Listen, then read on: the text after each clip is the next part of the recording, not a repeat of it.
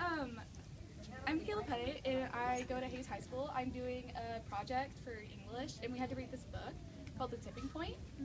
And it talks about like epidemics and things, and it talks about yawning. And I realized you were yawning because one of my friends over here yawned, and I saw you yawn, and I was like, hmm. So I wanted to tell you, if you knew, why you yawn. I mean, I would guess because I'm tired. Well, that too, and yawning is not really addictive. It's contagious. And yeah, so in Malcolm Gladwell's book, The Tipping Point, he talks about all kinds of stuff, and he writes this long paragraph, and he inserts little random yawns to see if he can get the reader yawn. I thought it was really cool. Have you ever read that book before? No, I've never read that book. It's a really good book. You probably should. But just wanted to give you that little bit of information. Interesting.